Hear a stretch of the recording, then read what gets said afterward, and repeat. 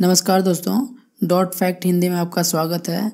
यह वीडियो जो है वो पार्ट 37 है और आज हम लोग इस वीडियो के अंदर पढ़ने वाले हैं कि कौन सी ऐसी गैस है जो कि दुनिया में सबसे ज़्यादा विषैली है। बायोगैस क्या होता है, आंसू गैस क्या होता है, कोका कोला में कौन कौन से पदार्थ मिलाए जाते हैं, धब्बों को मिटाने के लिए दाग के जो धब्बे हैं वो कैसे मिटते हैं, और फलों को कृत्रिम रूप से कैसे पकाया जाता है, और जीवाणुओं को कैसे नष्ट किया जाता है। परमाणु बम के बारे में पढ़ेंगे और मानव मूत्र में उसका जो पीएच मान होता है वो क्या होता है। ठीक है, और भी बहुत सारे हम लोग क्वेश्चन को पढ़ने वाले हैं। तो चलिए देखते हैं पहला क्वेश्चन। पेनिसिलिन का आविष्कार किसने किया था? तो इसका जो आंसर है वह है अलेक्जेंडर फ्लेमिंग। ठीक है, ये जो बुढ़ऊ दिख रहे हैं वही है अलेक्जेंडर फ्लेमिंग। ठीक है, पेनिसिलिन जो है एक एंटीबायोटिक है और यह जीवाणुओं को कोशिका भित्ति पर हमले करके उसका नष्ट किया जाता है। ठीक है, मतलब सिंपल भाषा में अगर देखा जाए तो यह जीवाणु को मारता है। ठीक है, तो चलिए बढ़ते हैं अगले क्वेश्चन की ओर। इबोला क्या है? तो इबोला मैंने पहले भी कभी एक बार बता चुका हूँ, लेकिन दूसरी बार बता देता हूँ क्योंकि वो बहुत इंपॉर्टेंट क्वेश्चन है। तो इसका जो आंसर है वह एक वायरस है। ठीक है, और ये जो वायरस है यह एक संक्रमित वायरस है जो कि अगर आप किसी कांटेक्ट में आ जाते हैं किसी मरीज के तो ये आपको भी हो सकता है। ठीक है, और ये जो होता है ये जानवरों के काटने से या फिर खाने में मिल जाने से भी ये फैल सकता है। ठीक है, तो चलिए बढ़ते हैं अगले क्वेश्चन की ओर। निम्नलिखित में से सर्वप्रथम किस वायरस की खोज हुई थी? तो ये जो चार ऑप्शन दिया गया है इनमें से सबसे पहला जो है उस किसका खोजा गया था? ठीक है, तो इसका जो आंसर है वह है TMB। तो TMB का जो फुल फॉर्म होता है वह होता है टोबैको मोज़ेक वायरस। ठीक है, और यह वायरस जो है वह एक विषाणु है और यह सबसे पहले आविष्कृत होने वाला वायरस है। इस वायरस की खोज जो है वो 1892 में किया गया था। ठीक है, लेकिन एक और वायरस है जो कि दुनिया में सबसे पहले खोजा गया था और वो 1796 में डॉक्टर एडवर्ड जेनर ने पता किया था और जो कि चेचक वायरस है। ठीक है, और चेचक जो होता है वो विषाणु के कारण होता है। ठीक है, तो चलिए बढ़ते हैं अगले क्वेश्चन की ओर। परमाणु बम, जिसको एटम बम भी कहते हैं, उसका कौन से सिद्धांत पे वो कार्य करता है? तो इसका जो आंसर है वो है नाभिकीय विखंडन पर। ठीक है, तो नाभिकीय विखंडन जो है उसको इंग्लिश में न्यूक्लियर फिजन कहते हैं। ठीक है, तो नाभिकीय विखंडन में देखिए जो पिक्चर में दिखाया गया है कि एक न्यूट्रॉन जो होता है वो यूरेनियम 235 से रिएक्शन करके देखिए कितना बड़ा एक्सप्लोजन करता है और एक को दो, दो को चार, चार को 8 ऐसे डिवाइड करते जाता है, जिसके कारण ये बहुत बड़ा धमाका होता है और उसमें बहुतों लोग की जान जाती है। तो इससे आप अंदाज़ा लगा सकते हैं। ठीक है, तो चलिए बढ़ते हैं अगले क्वेश्चन की ओर। मानव मूत्र जो कि अम्लीय होता है उसका pH मान क्या होता है? तो इसका जो आंसर है वह है 6। ठीक है, मतलब ये थोड़ा डिफर भी करता है जो कि ये 4.5 से लेकर 8 तक भी हो सकता है, क्योंकि यह परिस्थिति पर भी निर्भर करता है कि आदमी का वो बीमारी, कोई बीमारी अगर होता है तो उसमें ये कम ज़्यादा हो सकता है। ठीक है, तो उसी तरह और भी क्वेश्चन आते हैं कि जल, जो पानी हम लोग पीते हैं उसका pH मान क्या है? तो उसका 7 रहता है। ठीक है, जो शुद्ध जल होता है उसका। ठीक है, और दूध का pH मान 6.4 से लेकर 6.5 तक होता है, और जो सिरका होता है उसका pH मान 3 होता है, और जो हमारा ब्लड होता है हमारे शरीर में उसका pH मान 7.4 होता है। नींबू का pH मान 2.4 होता है। जो नमक होता है उसका pH मान 7 होता है क्योंकि वो लवण होता है। ठीक है, वो ना ही आपका क्षार होता है और ना ही आपका ये अम्ल होता है। ठीक है, वो लवण होता है। ठीक है, और जो आपका शराब होता है जिसको हम लोग दारू बोलते हैं उसका pH मान 2.8 होता है, और समुद्र जल जो होता है उसका pH मान 8.5 होता है। ठीक है, और जो हमारे आँख का जो आंसू होता है उसका pH मान 7.4 होता है। ठीक है, मतलब वो क्षार होता है, वो लवण नहीं होता है। ठीक है, और जो आपका मानव का जो लार होता है, जो हमारे मुंह में जो थूक होता है उसका pH मान 6.5 से लेकर 7.5 तक वो हो सकता है। ठीक है, तो चलिए बढ़ते हैं अगले क्वेश्चन की ओर। जीवाणुओं को नष्ट करने के लिए निम्नलिखित में से किस गैस का प्रयोग किया जाता है?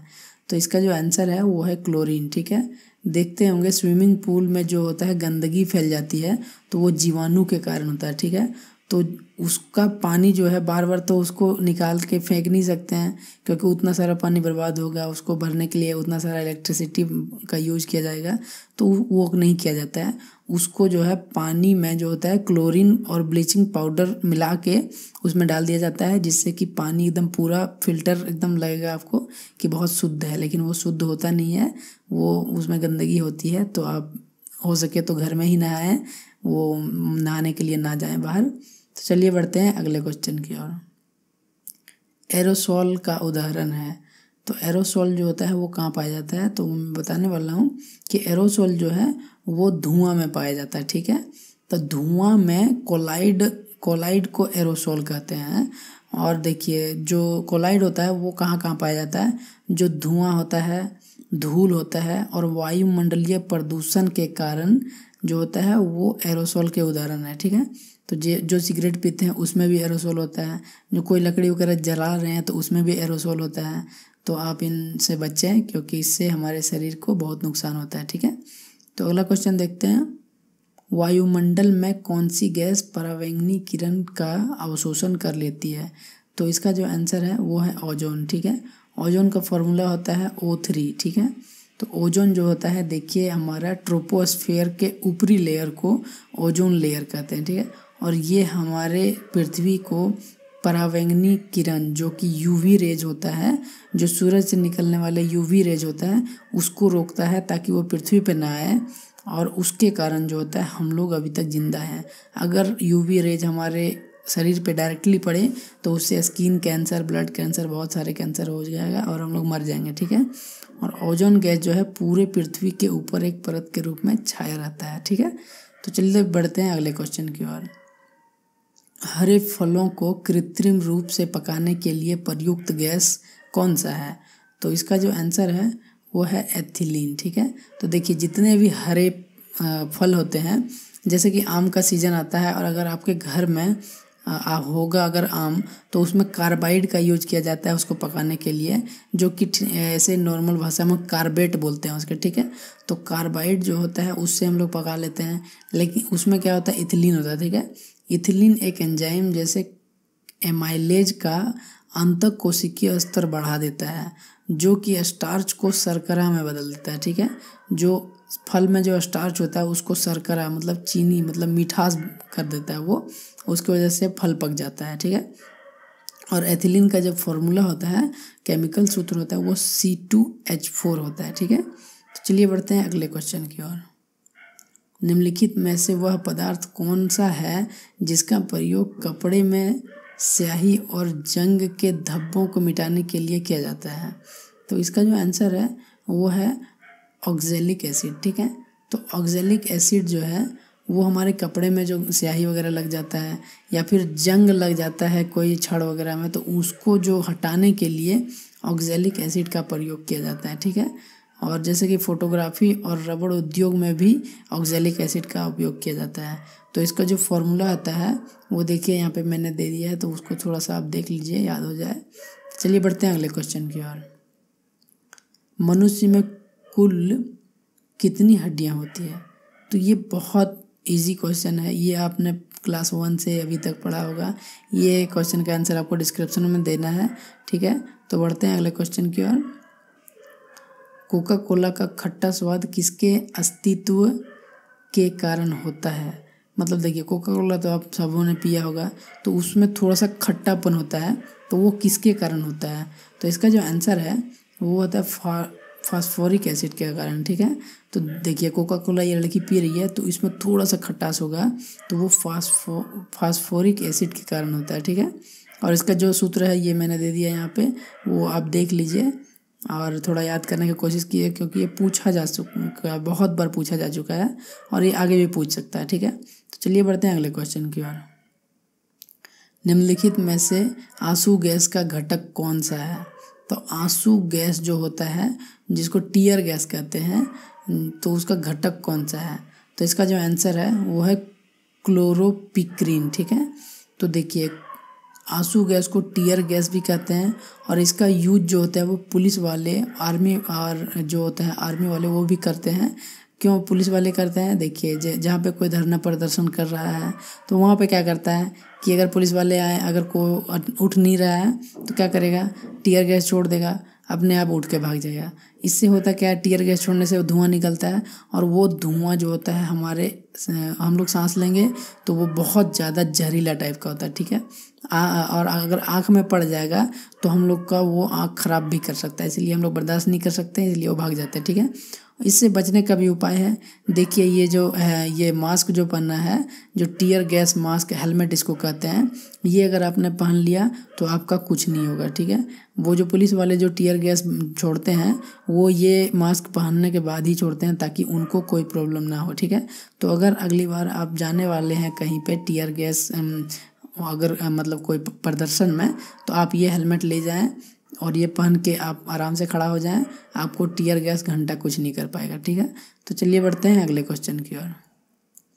बायोगैस का मुख्य घटक है, तो बायोगैस का मुख्य घटक कौन सा है? तो इसका जो आंसर है वो है मीथेन, ठीक है। तो आपने बायोगैस के बारे में बहुत सारा सुना होगा। तो ये जो मीथेन होता है ये इसका मुख्य घटक होता है, जिसको हाइड्रोकार्बन होता है, ठीक है। हाइड्रोकार्बन के नाम से भी जाना जाता है, ठीक है। तो देखिए जो ये आपका बायोगैस होता है, तो बायोगैस में और भी बहुत सारे चीज़ पाए जाते हैं, जैसे कि मीथेन जो होता है वो 55 से लेकर 60% होता है, लेकिन कार्बन डाइऑक्साइड इसमें 35 से लेकर 40% होता है। लेकिन और भी बहुत सारे छोटे छोटे इसमें, जैसे कि ऑक्सीजन भी थोड़ा थोड़ा पाया जाता है। लेकिन इसमें देखिए जो इसमें मीथेन आपका गैस है ये हाइड्रोकार्बन के ये श्रेणी में आता है और इसको जो होता है ज्वलनशील होता है, ठीक है। और इसको जला के हम लोग विभिन्न प्रकार के काम कर सकते हैं, ठीक है। तो चलिए बढ़ते हैं अगले क्वेश्चन की ओर। मधुमेह के रोगियों द्वारा प्रयोग में लाए जाने वाले स्वीटेक्स में कितनी ऊर्जा होती है? तो इसका जो आंसर है वो है 0 कैलोरी, ठीक है। देखिए स्वीटेक्स जो है ये आपको दिखाया जा रहा है फोटो में, इसमें 600 टैबलेट्स होते हैं और ये इसमें 0 कैलोरी होता है, ठीक है। और स्वीटेक्स जो होता है 5 ml जो होता है वह जो है बहुत सारे शुगर के बराबर होता है, जो कि मिठास तो आपको देगा लेकिन वह 0 कैलोरी के बराबर होता है, ठीक है। उसमें आपको एक जरा भी कैलोरी नहीं मिलेगा, सिर्फ थोड़ा सा मिठास आपको मिलेगा, ठीक है। तो ये अगर आपको लेना है तो डॉक्टर से सलाह करने के बाद ही लें, ठीक है। तो चलिए बढ़ते हैं अगले क्वेश्चन की ओर। निम्नलिखित में से कौन सी गैस सबसे अधिक विषाक्त है, ठीक है, मतलब सबसे ज़्यादा विषैला कौन सा गैस है?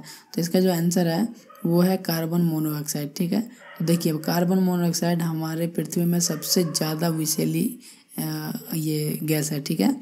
तो यह गैसोलीन, केरोसिन तेल, प्रोपेनॉल और आपका कोयला या लकड़ी के जलाने से उत्पन्न होता है, ठीक है। तो आपको समझ में आ गया ये उत्पन्न कहाँ से होता है। कोई भी चीज़ अगर हम लोग जलाते हैं, लकड़ी हो गया, गैसोलीन इंजन चलने से भी होता है, आपका कोई टायर वगैरह जलाते हैं उससे भी होता है उत्पन्न, ठीक है। तो ये सब चीज़ से बचें। और ये भी क्वेश्चन बहुत बार पूछा जा चुका है कि हमारे पृथ्वी पे सबसे ज़्यादा कौन सा गैस पाया जाता है, तो वो होता है नाइट्रोजन, ठीक है। वो कितना प्रतिशत पाया जाता है? तो 78.03% पाया जाता है, ठीक है। और सबसे कम कौन सा पाया जाता है? तो वो जेनॉन पाया जाता है, ठीक है। लेकिन पूछा भी जाता है कभी कभी कि ऑक्सीजन कितना % पाया जाता है, तो वो 20.99%, कभी कभी ये 21% डायरेक्ट पूछा जाएगा तो आप 21% भी मार सकते हैं, ठीक है। तो चलिए बढ़ते हैं अगले क्वेश्चन की ओर। तो अगला क्वेश्चन तो आज ख़त्म हो चुका है, तो आज के लिए बस इतना ही रखते हैं। अगर वीडियो अच्छा लगे तो लाइक कीजिए, शेयर कीजिए और चैनल को सब्सक्राइब कीजिए, क्योंकि मैं डेली इसी तरह के वीडियो लाता रहता हूं। और अगर कोई भी आपको डाउट हो तो आप कमेंट में पूछ सकते हैं, किस तरह का आपको वीडियो चाहिए वो भी आप बता सकते हैं, मैं वैसा ही वीडियो आपके लिए लाऊँगा, ठीक है। तो आज के लिए बस इतना ही रखते हैं। आप क्विज़ में पार्टिसिपेट कर सकते हैं, नीचे लिंक दिया गया है उसमें जाके। और आज के लिए इतना ही बस, धन्यवाद, जय हिंद।